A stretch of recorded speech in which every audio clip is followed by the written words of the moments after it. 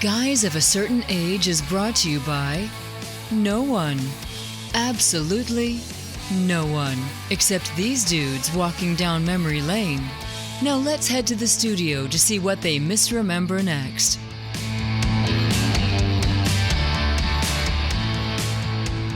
We're back. We're stuffed with turkey, or at least we think we will, even though we're recording this before Thanksgiving, but it airs after Thanksgiving. We are proactively stuffed with turkey. There you go. I've actually had turkey and dressing. I'm sorry. Yesterday. You are. Well, I'm Robbie Koblentz, guys of a certain age. Alongside. I have a certain age. Boy, we don't really know what we're doing. We just sat down and said, let's do a podcast. Let's just start one. This is improvisational podcasting. How was your turkey and dressing with your office lunch? Oh, it was good. It was really good. Yeah, a lot of good food. Not nearly as many people showed up as last year. I think it's just kind of a harder time for people to get together, especially with Thanksgiving being later than normal, maybe affecting it. But we just had a lot of people out, seems like. So what's your quota for eating turkey? I mean, we talked about this a little bit before. I can't remember what any of us said. Is turkey primarily Thanksgiving season as a main meal, and that's it? You're not going to go buy a turkey breast in middle of May and roast it. I eat turkey probably as the lunch meat of choice on a sandwich. But yeah, we have done it for Christmas, before, but more often than not, it's just a Thanksgiving meal, and then usually there's ham with it. It's not always. Now I will say, and I've heard I think y'all talked about this, in an earlier podcast. Who was the guest you had on? I'm sorry, I'm blanking on his name. From the building supply. Oh, Wes? Yes, Wes. Yeah. So anyway, we're talking about how to prepare turkey and all that, fried turkey versus, the way he smokes them and all that kind of stuff. And I will say their turkey preparation methods are much better than they used to be. And you can end up with a much better tasting meat than before.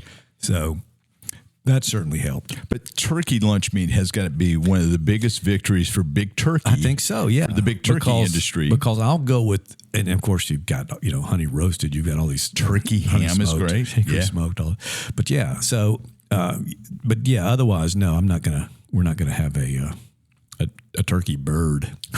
Bird. Yeah. I'm not going to give you the bird. The bird. Well, the bird. Yeah. I think I'm kind of turkeyed out at the end of within the week after Thanksgiving, but I will eat fried turkey almost any time if it's prepared. Yeah, correct. it's much better. It's a much better way to serve it to me. Yeah. Prepare it. All right, we've got the turkey out of the way. I mean, he didn't show up today. Looking at Jay's empty chair. Is that your jacket? That is my jacket. Okay, yeah. I was going to say, did Jay just disappear? No, it's. I'm afraid it would make a lot of noise if I were. I understand. Mm-hmm. So it will be quiet there in Jay's chair. Yeah, it shouldn't say much. It shouldn't say much. Possibly slightly more than Jay would. Maybe so. Yeah. Maybe so. Let's jump into some geekage of the weekage. What do you got?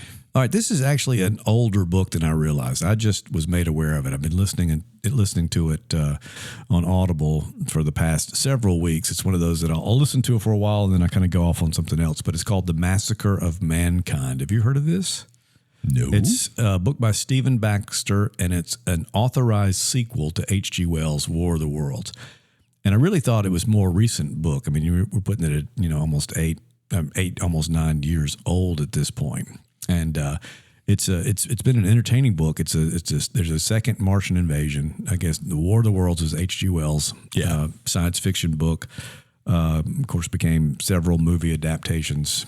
Is Tom Cruise in the sequel? Tom Cruise is not in this one. This takes place again, follows the events of it's just a few years after the original one, which was right at the turn of the 20th century. The initial turn.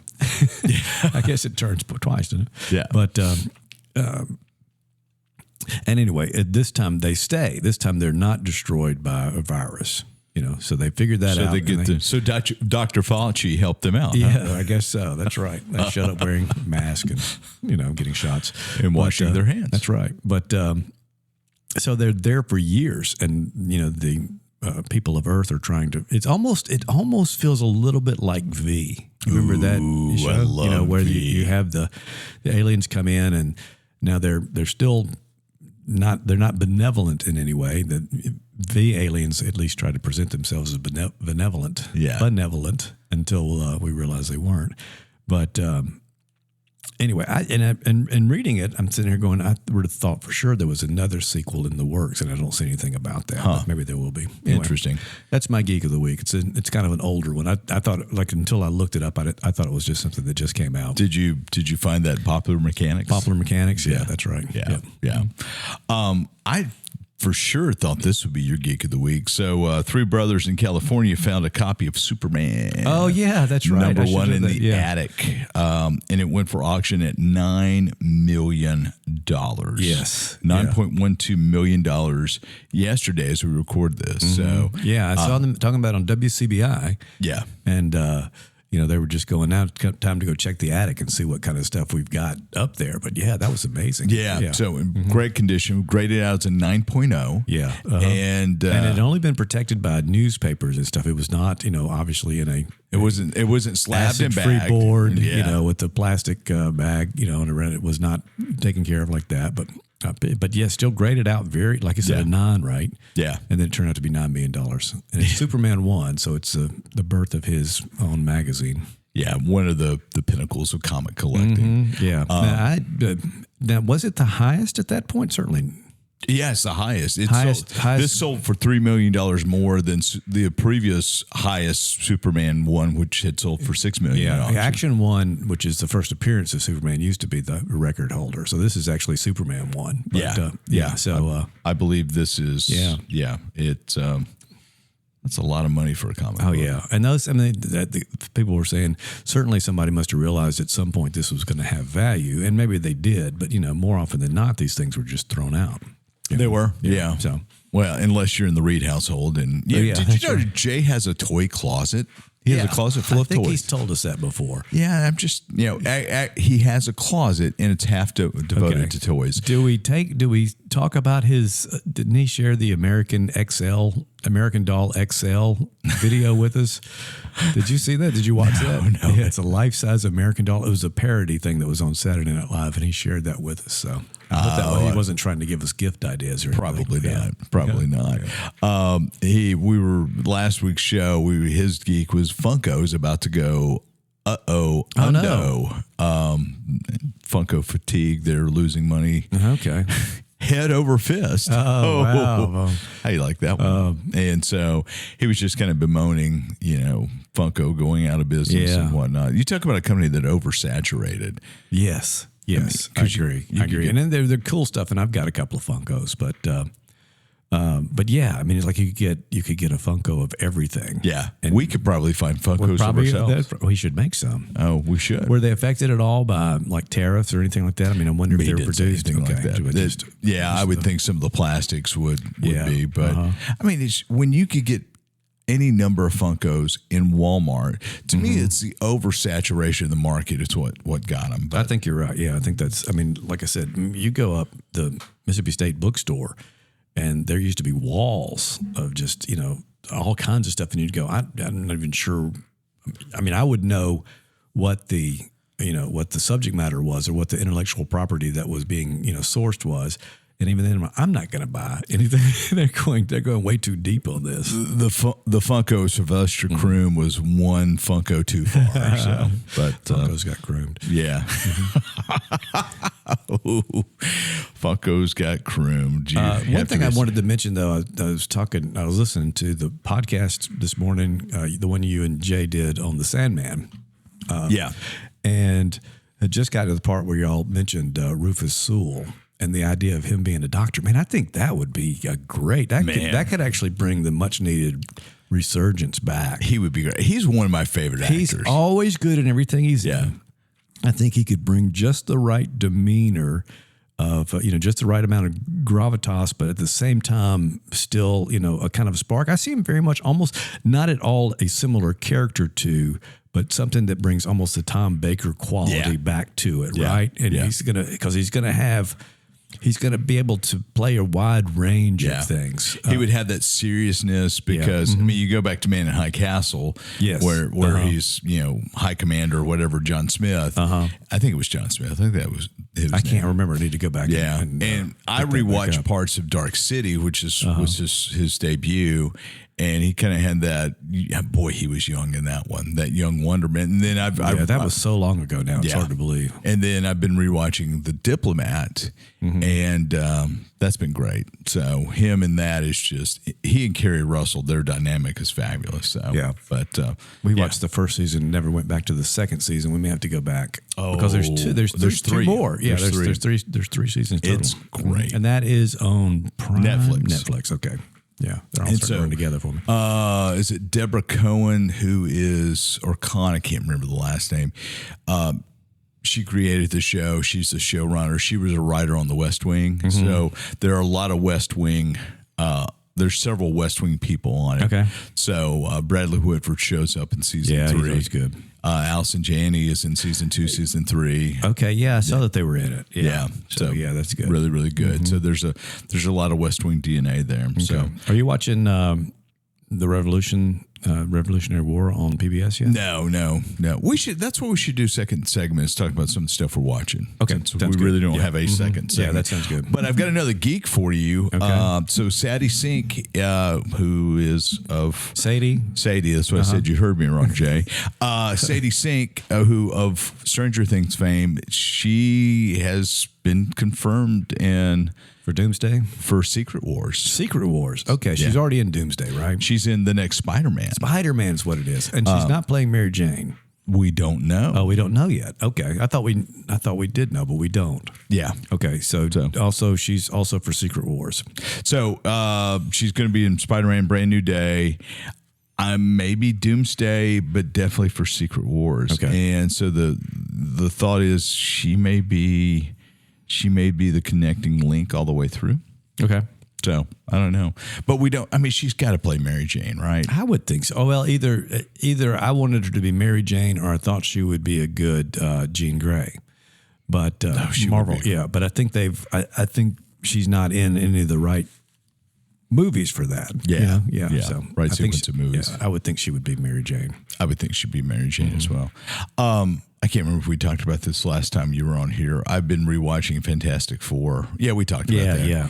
Just can't get through it. Yeah, it was a harder rewatch than I thought it would be. And I haven't rewatched Superman yet, which I thought I would rewatch yet, but it just hadn't picked back up yet. Yeah, same thing. I started it and just couldn't get all the way through. Okay. But anyway, all right, we're going to take a break. We're going to come back and we're going to vamp and talk about shows we're watching and things we might recommend over the holiday season. Up next. And when we don't have Jay interrupting us, the show goes quicker. Don't you agree? Joe. What's his name? Joe? Jay, Joe, Bob, Fred. Thought we could talk about a couple of things coming out, some things we're watching, maybe some recommendations. What are you guys binging at this point? What are you and Becky watching? Well, or you, Becky, Will? We finished Only Murders in the Building, so that was kind of the main thing we were watching. I think we're all looking forward to, we talked about this before, the new Monsters show. What's it? Monarch show, not Monsters. Monarch. Yeah. Monsters. It is Monsters, but that's not the name of the show. It's Legacy of Monsters. Legacy of Monsters. Yeah. Okay.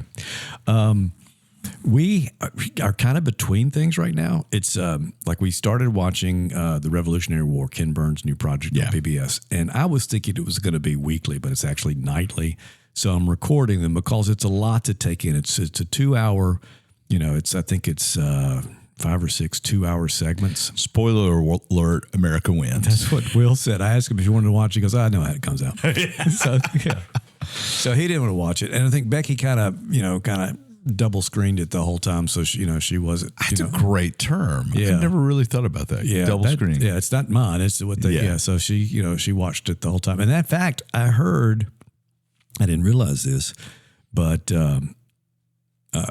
there's a reason Netflix sometimes does too much exposition or, kind of dumbs things down because they figure people are watching and also looking at their phone at the same time. So sometimes they will over-explain what should be apparent through the movie because they know people are going, what just happened? And they have to kind of tell them what's going on. Interesting. Okay. So we did watch Frankenstein. I think we may have talked about that. Did we talk about that? Yeah. So that was that. We all kind of sat down and watched that. Did you like that? Yeah, I liked it. It was, I can't remember the book well enough to know how faithful it was. So it felt faithful to me. I've since watched a video that pointed out all the things that were wrong with it. Of course you did. Yeah. Well, the last time we all got together, we talked about Frankenstein. Remember, I brought it up on the screen. It starts out in the Arctic Circle. Yes. So, like I said, and Will was saying, and he's read the book more recently than I have. He said it had enough of the feeling for him to really, enjoy it. And like I said, everything about it was well done, I thought. So that was good. I've listened to y'all's. Like I said, was listening to y'all's podcast. We're talking about it's our podcast. I know, but y'all's episode of the podcast. But and it was right after the Disney YouTube TV thing, and what are we going to do? And are you going to cancel? Do y'all watch anything other than sports on YouTube TV? And we do. We still watch a lot of broadcast TV. In fact, it may be a factor of our age, being older than y'all, that we kind of go back to. Couples like of a certain age. Chicago Med will watch. And then Elsbeth and Matlock will watch. So we've been watching that a lot. Anybody who watches Matlock's of a certain generation. Yeah, no, this is the new Matlock. I know. I know exactly. Yeah. It's it's very much. It's like this. I mean, that's CBS too, which has always been the old people's show. The Tiffany Network. Yeah, the Tiffany Network. Yeah. That's right. And if you know Tiffany as something other than the singer, then you are of a certain age. But I think we're alone now. Yeah, that's right. Yeah. But like I said, there are several things that we keep planning to watch, but we haven't watched yet. One of them is the dramatization of the Murdoch mystery, Murders. Okay. So we're going to watch that, but we haven't watched that yet. We also, and the thing is, it seems like everybody drifts off and goes and watches their own thing. So I've been watching a lot of YouTube videos and have become obsessed with this Tiny Cabin Life series. So I'll sit there and I'll watch 2 hours of this guy. He does 30-minute videos. He's a he's an Emmy Award-winning producer that used to work for ABC. He's a young guy, probably mid-30s, maybe late 30s. But anyway, now he has left that. He lives in Minnesota with his wife and 2-year-old child. So he's probably, like I said, early 30s. And he's both a cabin builder. He worked in L.A. building glamping sites. Yeah. And but he's got several different cabins. He's got one that fits in a trailer, that's about like a dog house. It's got just enough room for a bed and a wood burning stove. He's got an A-frame trailer A-frame cabin that he's built out in some woods, and he's got a more conventional cabin that's out on a lake. And so he'll kind of alternate, but he's traveling out there in northern Minnesota in the middle of the winter, and it's just like this is fascinating to me. Yeah. I'm like, I need to call our friend of the show, George A. Budd, honorary guy, and say we got to go do this. Yeah. So I got to figure out when we can do that. I like tiny home stuff too. I haven't gone down deep into those. So, but the thing is, you look at it and you go, I mean, he's spending a weekend at them, and okay, so that might be something you could do. He's got another cabin that's built on a big like fishing boat kind of thing, but none of these things are particularly fancy. Then so you're looking at them going, I could build this, but anyway, that's what I've been watching a lot of lately. All right, well there's that. So there's that. Then. Yeah. I got a couple of things I would recommend. I just finished Death by Lightning on Netflix. Okay, I watched the first episode of that, and I need to go back to that. Nobody else wants to watch it in the family that I know of. I think it's fabulous. So Death by Lightning is based upon the book Destiny of the Republic by Candace Millard. It talks about James Garfield, his unlikely rise to the presidency, and then spoiler alert, he gets shot 3 months in, and he lingers for like 5 weeks and dies of infection. Yes, because the guy wouldn't wash his hands. Well, it was several other things. I mean, it gets a little gross there, but Michael Shannon, who was Zod, is there's just been a lot of stuff. He's a great actor. He's great. He was James Garfield, Matthew McFadden, who was in Wolverine and Deadpool. Oh yeah, who was? I know him from Succession. Okay, yeah. That's what he's most well known for. That's what he's known for. He is Charles J. Guiteau. Who nobody remembers. I love the opening scene. yeah. And you kind of see why later. Betty Gilpin is James Garfield's wife, Lucretia. Yeah, she's great too. She's in a lot of stuff, and I think she primarily goes unrecognized because she changes her appearance so much. But she's I like her a lot. Shea Wigham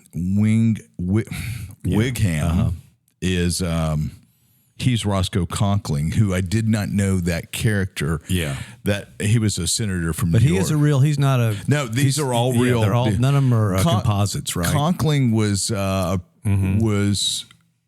closely associated with Ulysses S. Grant, who was viewed as a pretty corrupt administration. Okay. And then Bradley Whitford is James Blaine. I was going to say, I've seen him in something we were talked about. And he's in that. Yeah. So I need to go. I may pick that up this weekend. Whoa, wow. What are there? 4 episodes, right? Yeah, 4 episodes. And I've watched one, and so it's Blaine, a pretty easy watch too. Blaine was a senator from Maine who opposed Conkling and was trying to clean up the Republican Party.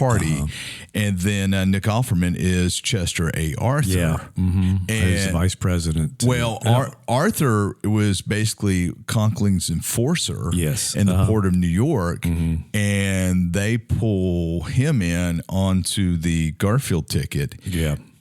You talk about it, very, very much shades of Ross Perot. Yes. If nominated, I will not run. If elected, I will not serve. Garfield tried to do that. He didn't. He did not. That's in that opening episode. Yeah.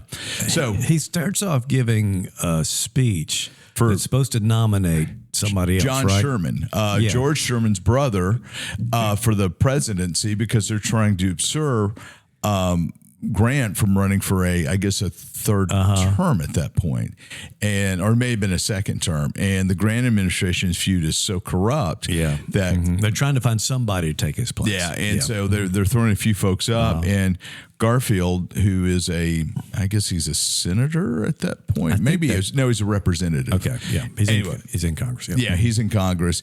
Gives this stirring, rousing speech, and everybody loves him so much that he ends up picking up, as they're nominating off the convention floor, he ends up picking up delegates more as protest, but then he ends up sweeping the convention, and his wife was not happy. So, yes. But again, no spoilers here, because you should have learned this in American history, especially those who are listening to us. You should know these stories. Fascinating miniseries. Yeah, I'm gonna go finish that up. I can't recommend it enough. I tell you one thing that took me out of it, though, and of course this is the Mrs. Reed and I are in the same boat here. The language, because especially the profanity was too modern. In fact, I even looked up after a particular phrase was uttered at the end of something. I said, would they have really said this? Yeah, and apparently they wouldn't, but they're trying to make it. And so that just kind of, I'm like that. Throws me out of it. Takes me out of the thing there for a second. But McFadden and Shannon are they should get Emmy nominations for their it's really good. And like I said, the character that McFadden plays is such an interesting character. He's a loon. Man, he's a loon. But everybody's saying that it's something that Garfield, and I almost keep saying Andrew Garfield every time, but something that it's a wound that Garfield should have survived. Yes. Yeah. So that's an interesting part of it as well. And then, so watch that. Each of those episodes are 45 minutes to an hour. So that's a pretty easy watch. Watching Pluribus, which I can't recommend enough. Yeah, that's on Apple TV. That's on Apple TV. Comes out every Thursday night. It's a Friday premiere, but they drop it on Thursday nights. By the time you listen to this, it should almost be done. It's been great. Billy Bob Thornton's magnum opus, Landman, premiered last week as we're recording.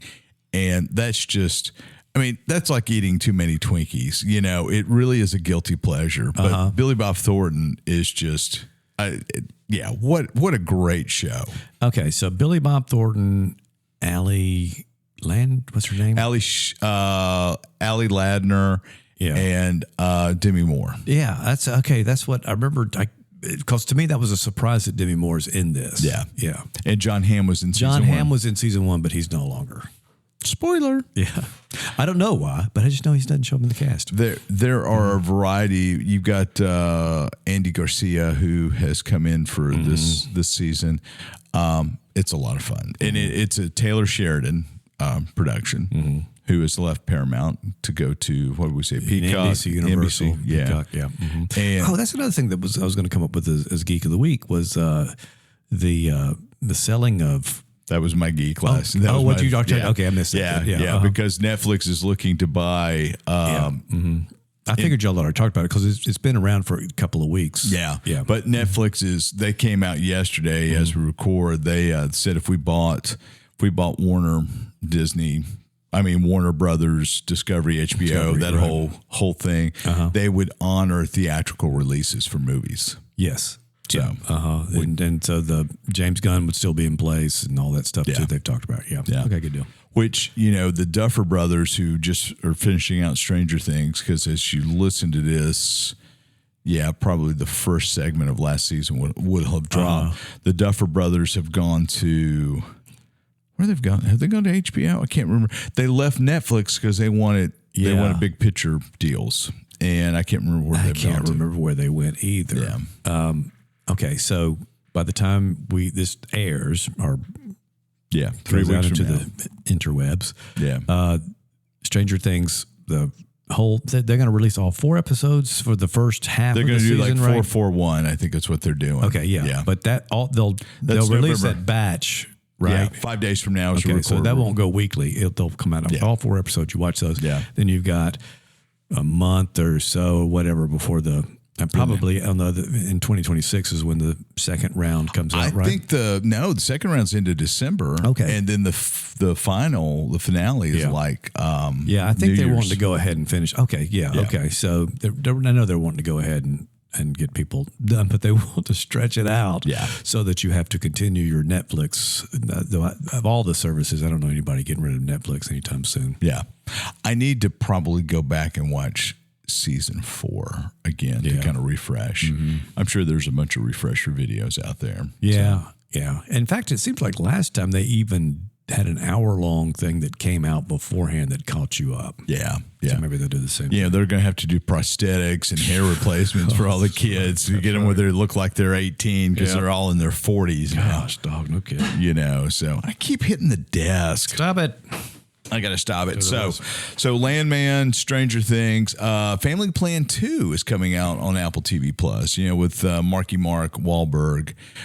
Did you guys watch Family Plan 1? Was that 2 years ago? Has it been that long ago? It was either last year or... we did. Yeah, we did watch it.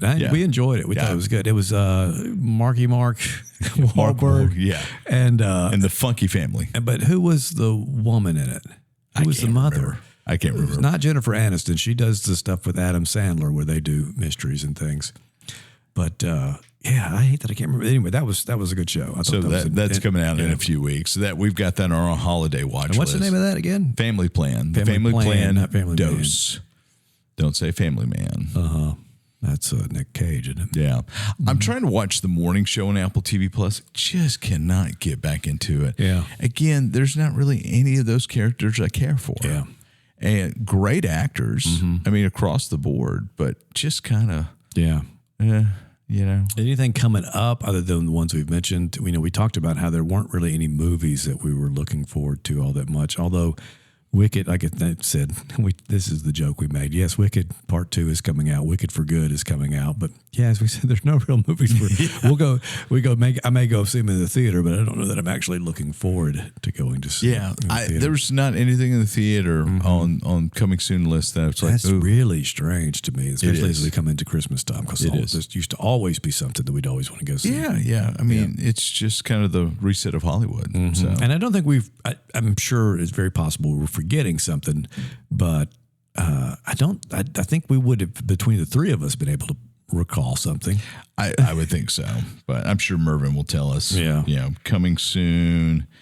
I'm going to say coming soon to theaters. Let's look at it again. Now, let me ask you this, and then we've talked about this before, and I'm not talking about Freakier Friday, Christmas movies or whatever, and of course the myth that we have extra time over the holidays, because it seems like we do not. But are there movies that you will watch and sit down and rewatch? Because Will said it's time for us to sit down and do a rewatch of Lord of the Rings, the trilogy. Yeah. And that's usually a holiday. Oh, speaking of which, Will and I are also watching Dark Shadows, the original Dark Shadows. And there is a movie we're going to go see. We all are going to go see when it comes out. We're going to make Jay go with us. Spinal Tap 2, The End Continues. Is that out already? It's coming out in 2025, so it has 5 weeks. Wait, 2026? It says 2025. Well, then it should be out. I think it's coming out. Oh, it's coming out around Christmas. Yeah. Okay. Let me see if I can get a release date on it. It released already? I thought it was already out in theaters. Wow. How did we miss that? I don't think it came here. I don't think it's been around. It went out. It released in September. Yeah. Oh, my. I think it was probably limited release. I know, because it seems like, so maybe we just aren't aware as we were. Well, that stinks. And I don't know where it's streaming. I would bet that's going to be HBO. Yeah, I would think it's HBO. It's not going to be on Netflix. I'm really... How did we miss this? I don't think it came. It's like I hear you. I understand. We talked about House of Dynamite. Did you watch House of Dynamite? The nuclear war thing that's on Netflix. No, I'm not familiar with that. It came out in theaters, limited run in theaters, I think, to make sure it had some Oscar, nomination capability. Paramount Plus is where it's going to. Paramount Plus. Okay, good. Showtime. All right. Oh yeah. Okay. Yeah. But it's kind of like fail-safe Dr. Strangelove, where there's a nuclear missiles are launched. Nobody knows where they came from. What do we do? Do we retaliate or whatever it is? And there's 3 scenes. It was done by Catherine Bigelow, who did Hurt Locker. Yeah. It's on Netflix now. It's worth watching. People have it's kind of getting mixed reviews for people that watch it, but we enjoyed it. But there is there are some people that go, oh, okay. I definitely watch it. Man, Catherine Bigelow is 73 years old? Really? Well, I guess she and James Cameron were married, right? Yeah, I believe so. But James Cameron's older than we think too as well. She did Zero Dark 30 and Hurt Locker. Yeah. And did who was the cinematographer on Hurt Locker?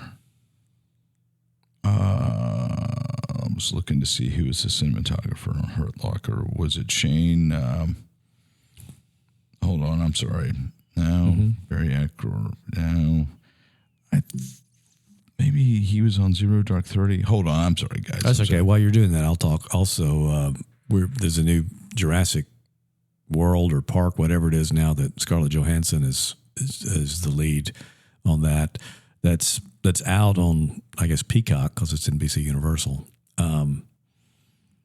And we haven't watched it yet. I'm thinking, how could there be a Jurassic Park World or whatever that I haven't watched? So we're waiting to get together and watch that. Wasn't there just one in the? Wasn't there just that was it? The one that was just in the theaters, and it's been on Peacock exclusively, for several weeks.